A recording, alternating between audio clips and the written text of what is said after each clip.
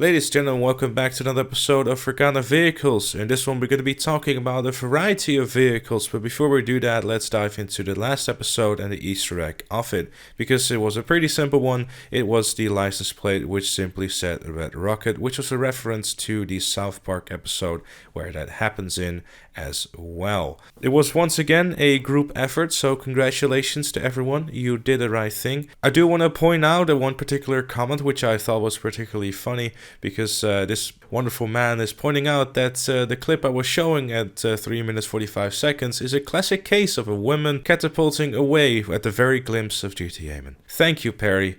Love you too, buddy. But my terrible love life aside, let's dive into today's episode about the Benny's vehicles. Benny's was first introduced in the Loaders update all the way back in 2015, and actually was the second update to ever hit GTA Online on next gen, at least when they finally decided to ditch old gen. And it was definitely one of those things which was a very much requested feature to be added to the game, because before that we just had pretty simple things, here's a car with a few things, but the Lowriders update really set the tone of what could be possible in GTA Online in terms of customization. The first few vehicles that were able to be upgraded within Benny's were the Buccaneer, the Chino, the Faction, the Moonbeam, the Primo, and the Voodoo.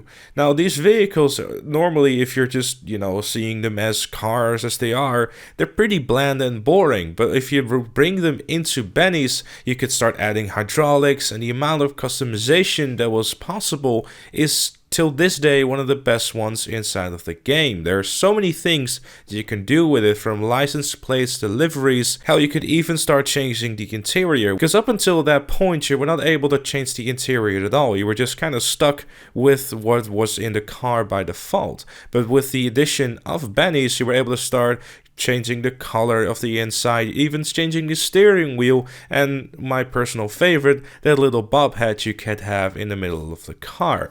And with that, it really meant that people out there who were very enthusiastic about customizing their car, Benny's was the perfect thing for it. And the amount of cars that were added over the later years with, for example, the January update in 2016, as well as the Lowriders Customs update as well, it brought a variety of different things, as well as the fact that later down the line, with for example the Nero and the Nero Custom, you were able to start customizing supercars in there too. But at some point, that kind of stopped, which in my opinion was a huge shame, because I still feel that Benny's really has a place within GTA Online, but for some reason, I guess the new Benny's did become the arena with the same kind of crazy customization that you could do.